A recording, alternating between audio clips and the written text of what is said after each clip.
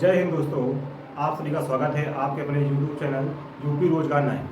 आज की क्लास में हम लोग पढ़ेंगे लाभ और हानि का बेसिक, जितना भी बेसिक होता है उसकी सारी जानकारी आज हम लोग पढ़ेंगे। उसमें जो शब्दावलियाँ होती हैं, क्रय मूल्य, विक्रय मूल्य, लाभ हानि, मरम्मत खर्च, अंकित मूल्य, छूट, बट्टा, ये सारी जो चीज़ें होती हैं उसके बारे में जानकारी हम लोग प्राप्त करेंगे। ठीक है, और इसके माध्यम से ही हम लोग इसके आगे जो चैप्टर होगा उसमें जो सवाल आएंगे वो हम आसानी से कर सकते हैं। अगर ये सारी चीज़ें हमको पता है तो उनको हम आसानी से इसका उपयोग करके उन सवालों को हल कर सकते हैं कम समय में, और इन्हीं के माध्यम से ही इसकी ट्रिक और कंसेप्ट बनते हैं। इसलिए हम इसको बहुत ही आसानी से समझेंगे और ये पूरी तरह से इस चैप्टर को हल करने में मदद करेगा। ठीक है, इसलिए हम इसको ध्यान से देखते हैं। तो हम वीडियो प्रारंभ करते हैं। सबसे पहले क्या लिखा हुआ, क्रय मूल्य। क्रय मूल्य क्या होता है? क्रय मूल्य क्या होता है? जो वस्तु को खरीदा जाता है, जिस मूल्य पर वस्तु को खरीदा जाता है उसे क्या कहते हैं? क्रय मूल्य। यानी वस्तु का जो खरीद मूल्य होता है, क्या खरीद मूल्य, किसी भी वस्तु का जो खरीद मूल्य होता है उसे क्या कहते हैं? क्रय मूल्य। और क्रय मूल्य क्या कहता है? Cost price. क्या कहते हैं? Cost price. इसे बोल दिया जाता है सीपी। क्या बोलेंगे? सीपी। इस चैप्टर में हम लोग क्रय मूल्य का किस रूप में उपयोग करेंगे? सीपी के रूप में। ठीक है, सीपी बोला जाता है इसमें। ये हो जाता है इसका क्रय मूल्य। खरीद मूल्य होता है उसे कहते हैं क्रय मूल्य। आगे आ जाता है हमारा क्या? विक्रय मूल्य। विक्रय मूल्य क्या होता है? Selling price. यानी जो वस्तु खरीदी जाती है उसको तो बेचा जाएगा। यानी हमने किसी से कोई वस्तु खरीदा, जिसने हमको बेचा, उसके लिए वही वस्तु क्या हो जाएगी? उसका विक्रय मूल्य हो जाएगा। यानी ये क्या होता है? उसका बेचने वाला मूल्य। वस्तु के लिए क्या हो जाएगा?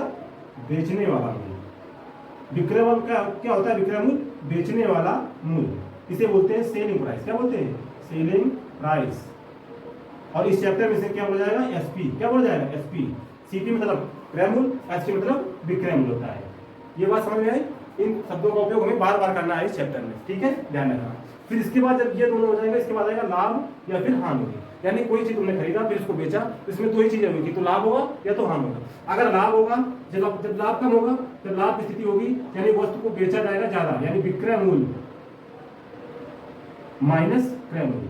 इस स्थिति में क्या होता है? इस स्थिति में होता क्या है कि एसपी सदैव सीपी से क्या होता है? बड़ा होता है। प्रॉफिट की स्थिति में क्या होता है? एसपी सदैव सीपी से बड़ा होता है। विक्रय मूल्य क्रय मूल्य से ज्यादा होगा तभी हमें लाभ प्राप्त हो जाएगा। अगली बात देखते हैं। अगली क्या है? हानि।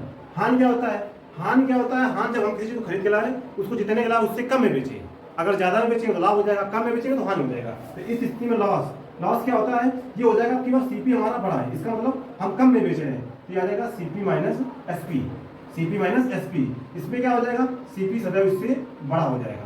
लास्ट की स्थिति में क्या हो जाएगा? सीपी सदैव एसपी से बड़ा होता है। ये हमें ध्यान रखना है, ये टर्म हमको बार बार उसमें उपयोग करना है चैप्टर में। ठीक है, फिर आ जाता है एक मरम्मत खर्च। इसमें क्या होता है कि बोला जाता है कि एक वस्तु, पहले कोई वस्तु है एक, कुछ रुपए में खरीदी जाती है, मान लो 100 रुपए में खरीदी गई। अब उसको मरम्मत खर्च में 20 रुपए लग गए, अब उसको 220 रुपए में बेचा जाता है, तो लाभ परसेंट या हानि पूछा जाएगा। तो अब हमारे लिए सीपी कितनी हो जाएगी? 100 रुपए की यहाँ खरीदा, 20 रुपए में लगा दिया, तो अब हमारी सीपी कितना जाएगा? 120। कितना जाएगा? सीपी 120 आ जाएगा। यानी वस्तु का जो खरीद मूल्य होगा, खरीद मूल्य और प्लस खरीद मूल्य प्लस मरम्मत खर्च। कौन सा? मरम्मत खर्च। ये बन जाता है हमारा क्या? सीपी। जब भी किसी सवाल में ये दिया गया मरम्मत खर्च और उसका खरीद मूल्य, तो उन दोनों को जोड़ देंगे तो क्या मिल जाएगा? सीपी हमें मिल जाएगा। ठीक है, ये ध्यान रखना है इस चीज को। हम आगे चलते हैं हम लोग अंकित मूल्य के पास। अंकित मूल्य क्या है? अंकित मूल्य लिखते हैं। अंकित मूल्य क्या होता है? जब भी कोई वस्तु खरीदने हम दुकान जाते हैं उसमें एक रेट पड़ा होता है एमआरपी करके। ठीक है, एमआरपी करके जो उसमें एमआरपी का रेट पड़ा होता है वही क्या होता है? उसका अंकित मूल्य होता है। ठीक है, वो कितना होता है? फिक्स होता है रेट, वही होता है हमारा अंकित मूल्य। जब वस्तु कोई खरीदने जाते हैं जो उसमें लिखा हुआ जो टाइम होता है उस टाइम में रेट पड़ा होता है, वो हमारा क्या होता है? अंकित मूल्य। अंकित मूल्य में फिर क्या आता है? इसके बाद छूट। छूट या बट्टा। क्या होता है? छूट या बट्टा।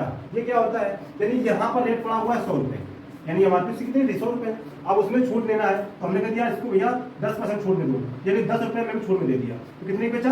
90 बेचा। तो ये क्या आ जाएगा? ये विक्रय मूल्य आ जाएगा।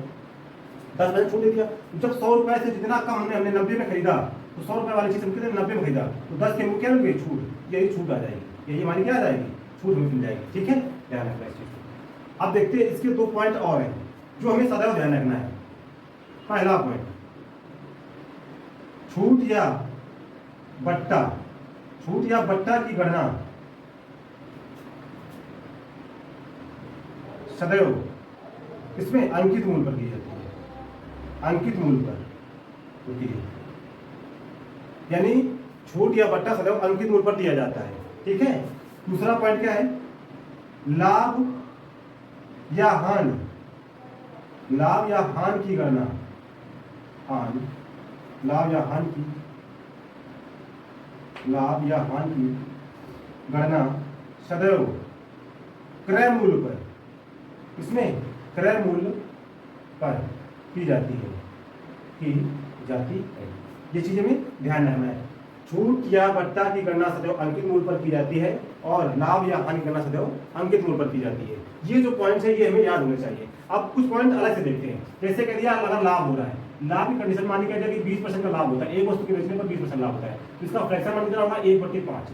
तो लाभ होता है किसमें, सीपी में, ये नीचे जो आएगा ये सीपी आएगा और ये प्रॉफिट हो रहा है, ये आ जाएगा इसका प्रॉफिट। तो अब हमारे पास 5 रुपए चीज थी, उसमें 1 रुपए का लाभ हुआ, तो एसपी कितना आ जाएगा हमारा, एसपी 6 आ जाएगा। कितना आ जाएगा, 6 आ जाएगा, इसको उसमें जोड़ देना है। अगर यही हमारी हानि की स्थिति होती, कह देता कि अगर 25% की हानि होती है, 25% की हानि होती है, तो 25% का फ्रैक्शन कितना होता है 1/4, यानी लाभ या हानि किसमें, सीपी में, नीचे कितना आ जाएगा 4 है सीपी। अब की बार एक जहाँ पर हानि हो रही है तो एसपी कितना आ जाएगी, यानी 4 रुपए की चीज थी उसमें 1 के नुकसान हो रहा है, कितना बचा 3 क्या आ जाएगा, इसका एसपी आ जाएगा, कितना आ जाएगा, एसपी आ जाएगा। आगे देखते हैं हम लोग इसी प्रकार अंकित मूल्य के लिए, एक व्यक्ति 20% की छूट देता है, 20% की छूट देता है, तो 20% क्या 1/5 है, ये 5 की छूट दिया है, तो छूट के लिए क्या आ जाएगा, ये एमपी बन जाएगा, अंकित मूल्य बन जाएगा, और उसमें 1 की छूट दिया तो कितना बचा, ये क्या है, छूट है इसकी।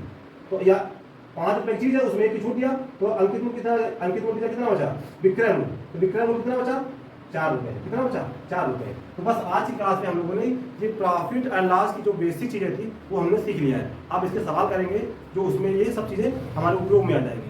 वीडियो को लाइक करें, शेयर करें और हमारे चैनल को सब्सक्राइब करें। धन्यवाद दोस्तों।